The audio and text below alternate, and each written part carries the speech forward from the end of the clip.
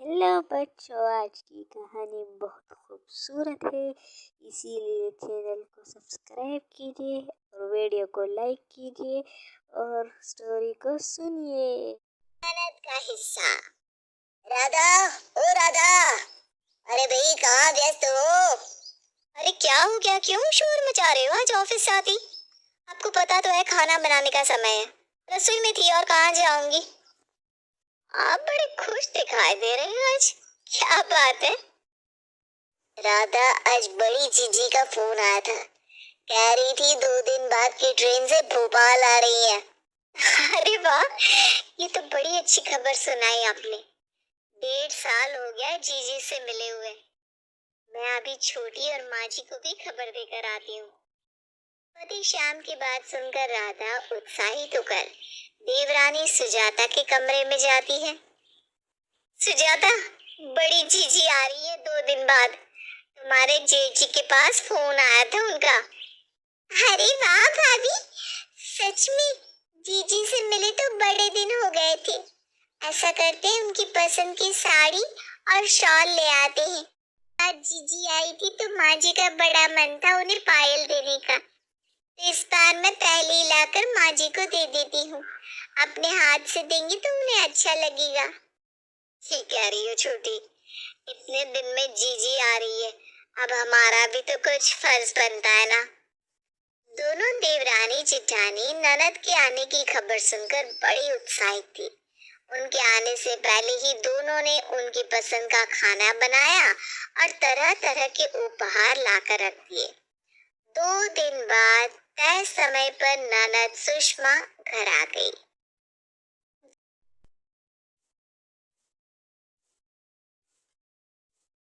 दो दिन बाद तय समय पर ननद सुषमा घर आ गई। जी सच्ची आंखें तरस गई थी आपको देखने को। इस बार जीजा जी आएंगे तो मैं उनसे झगड़ा करने वाली हूँ कि हमारी दीदी को इतने दिनों बाद मायके क्यों भेजते हैं। ऐसी बात नहीं है भाभी, अब मुंबई से भोपाल की दूरी भी तो बहुत ज्यादा है। इतनी दूर से जल्दी जल्दी आना कहाँ हो पाता है। बाकी देर बाद माँ,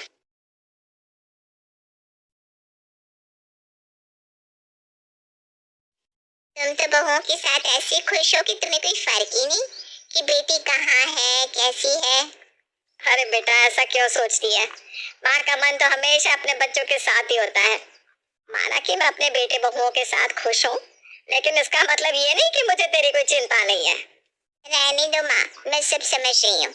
अगर इतनी ही चिंता होती तो क्या मुझे ये सब कहने की ना बताती? अरे ऐसा क्या हो गया बेटा जो तू ऐसे कह रही है? माँ, आप तो ऐसी बात कर रही हो जैसे दुनिया में क्या चल रहा है तुम्हें खबर ही नहीं है। अरे बाबा, हुआ क्या है? मुझे भी तो पता चले। कुछ बताएगी या पहेलियां ही बुझाती रहेगी? आपको पता नहीं चला? झांसी वाले चाची चाचा ने अपनी प्रॉपर्टी दोनों बेटे और बेटी में आधी आधी बांट दी। और मेरी सहेली पुष्पा है ना, उससे तो उसकी माँ ने दिल्ली में फ्लैट लेकर दिया है। अरे इतने दिनों बाद आई है, माँ की खैरियत नहीं पूछ रही, पहले दुनियादारी की बातें लेकर बैठ गई। अरे पहले बैठ तो सही मेरे पास, ये बातें तो होती रहेंगी। अच्छा, आज ना तेरी पसंद के पराठे बना देती हूँ। माँ, मुझे सब पता है, मेरी बात को काटने के लिए आप ऐसी बातें कर रही हो। ऐसी बात नहीं है बेटा, माँ अपने बच्चों से एक समान प्यार करती है, ज्यादा आ जाती है। हाँ माँ, ये बात तो आपकी बिल्कुल सही है। जी, माना कि साल साल भर आप मायके नहीं आती, लेकिन ऐसा कोई मौका नहीं होता जब माँ जी और आपके भाई आपको याद ना करते हो। माँ तो अपने लिए कपड़े लेने जाती है तब भी हमेशा कहती है, सुषमा आती तो उसे भी दिला देती, उस पे चटकन थपते हैं। माँ जी, आपके घुटनों में दर्द रहता है, आप रहने दीजिए, पराठे मैं बना कर खिला दूंगी जीजी को। आप जीजी को वो दिखाओ ना जो मंगवा कर रखा है। अरे हाँ, मैं तो बातों ही बातों में भूल ही गई थी कि तेरे लिए कुछ मंगवाया है मैंने। इतना कहकर माँ उठकर अपनी अलमारी से एक पैकेट निकाल कर लाती है। ये देख, ये तेरे लिए ना पायल बनवाई है, और ये सूट और साड़ी तेरी भाभियों की तरफ से। अब ठंड आ गई है ना, तो छोटी एक शॉल भी ले आई। सच में जिस दिन से खबर मिली कि तू आ रही है, दोनों तैयारियों में लगी हुई है। बड़े भाग से ऐसी प्यार करने वाली भाभियां मिलती है, वरना हमारी भाभियां तो हमें मायके आया देख या तो अपने मायके भाग जाती थी या फिर मुंह बनाकर अपने कमरे में बंद हो जाती। सुषमा के तेवर देखकर लग रहा था कि इस बार वो भाई भाभी और माँ से मिलने के लिए नहीं आई है, बल्कि उसके मन में कुछ और ही चल रहा है। 2 दिन तक कृष्णा देखती है कि सुषमा के तेवर कुछ ठीक नहीं है। वो भाभियों से मिल रहे प्यार और सम्मान के बाद भी कुछ खास खुश नजर नहीं आ रही थी। वो हर बार की तरह न तो माँ के पास बैठकर उनके सुख दुख पूछ रही थी और न ही भाभियों के साथ उनकी हंसी ठिठोले की आवाज सुनाई पड़ रही थी। क्या बात है बेटा, तो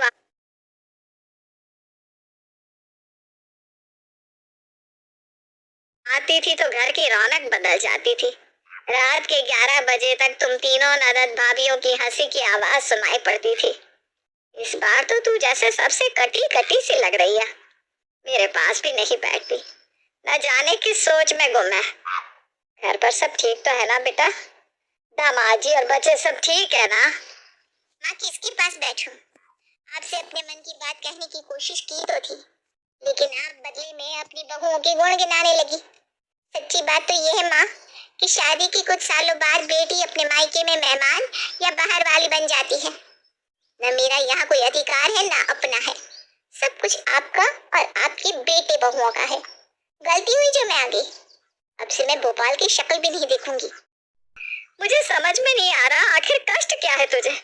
मायके में तुझे प्यार मिल रहा है, मान सम्मान मिल रहा है, लेकिन पता नहीं तुझे क्या चाहिए। की बात कमरे के बाहर खड़ी सुजाता के कान में भी पड़ जाती है। सुजाता तेज कदमों से जेठानी के कमरे में जाकर उन्हें भी सास के कमरे के बाहर ले आती है। भाभी, जी जी करते हमारी जुबान नहीं थकती थी। जी के लिए ये ले आओ, जी को वो बनाकर खिला दो, और देखो जी के मन में काला निकला। क्या बोल रही है छोटी, कैसी बात कर रही है? सही बोल रही हूँ भाभी, अपने कानों से सुना है, आपको भी वही सुनाने के लिए लाई हूँ। हे भगवान, हमने ऐसी क्या कमी कर दी जो दीदी हमसे रिश्ता खत्म करके अपना हिस्सा मांग रही है? भाभी, अभी भी आपको जीजी की ही पड़ी है? अरे अपने बच्चों का भविष्य सोचिए। इस छोटे से मकान में अलग अलग मंजिल पर रहकर हम अपना गुजारा कर रहे हैं। अगर इसमें से एक मंजिल दीदी ले लेंगी तो हम कहाँ जाएंगे? देख सुजाता, कानूनन तो उनका भी हक है इस घर में, हम इनकार करने वाले कौन होते हैं? बस ये तो आपसे संबंधों की बात है कि बेटियां हिस्से की जगह भाई भाभी का प्यार चुनना पसंद करती हैं। अब अगर उन्हें हिस्सा चाहिए तो हमें संतोष करना ही होगा। हाँ, को दोनों बहू अधीर हुई जा रही थी, इसलिए सास के कमरे का दरवाजा खोलकर दोनों अंदर दाखिल हो जाती हैं। देख सुषमा, तेरी बात बिल्कुल सच है। मेरे 3 बच्चे हैं तो हर चीज के 3 हिस्से होने चाहिए। मैं कल ही वकील को बुलाकर सब कुछ 3 हिस्सों में बांट देती हूँ। बस मेरी एक शर्त है। शर्त? कैसी शर्त? शर्त यह है कि जायदाद के साथ सबको जिम्मेदारियां भी बराबर बराबर मिलेंगी। बोलो मंजूर? जिम्मेदारी मतलब? मैं भी सालों से भोपाल में रह रहकर परेशान हो गई हूँ, सोच रही हूँ तेरे साथ मुंबई शिफ्ट हो जाऊँ। क्या मुंबई? माँ आपको पता तो है, मुंबई में पहले ही जगह की प्रॉब्लम है और महंगाई की तो पूछो ही मत। लेकिन बेटा अगर तू हिस्सा लेगी तो माँ की जिम्मेदारी भी तो उठानी होगी, और हाँ मेरा ना चश्मा टूट गया है, तो अब मुंबई में ही आँख टेस्ट करा के नया चश्मा बनवा लेंगे। और हर 6 महीने में ना मेरा हेल्थ चेकअप हुआ करता है, तो वो भी लगे हाथ करवा देना। और मेरी बीपी शुगर की दवा का ना खास ध्यान रखना होगा। वो छोड़कर बाहर जा ही नहीं पाती, और उन्हें कहाँ इतना समय मिलता है कि रोज रोज अस्पताल भागे। आपका इलाज भोपाल से चलता है तो आप आराम से यहाँ रहिए ना। भैया भाभी को आपकी दवाइयों का भी पता है, वो सब अच्छे से कर भी तो रहे। क्या बेटा, बस सुनकर ही घबरा गई? अभी तो पापा की और भी जिम्मेदारियां हैं, जैसे किसी के जन्म या मृत्यु में शामिल होना, मौके के अनुसार शगुन भिजवाना, मेहमानों की देख रेख करना। अरे पर वो सब तो भैया करेंगे ना। पापा के नाम जो भी न्योता आएगा उस पर भैया ही तो लेन देन करेंगे, मैं क्यों करूंगी? सुनने में अटपटा लगा ना बेटा? हाँ तो थोड़ा अजीब है, लेकिन ये भी तो गलत है ना कि हक बेटी का और जिम्मेदारी बेटे की। अगर जमाना बदल गया है तो बेटी भी तो बेटे का फर्ज निभाए। जैसे तू आज सामने से आकर अपना हिस्सा मांग रही है, वैसे कल को भैया भी तो जिम्मेदारी से पीछे हट सकता है, तब मैं कहाँ जाऊंगी। बात कहकर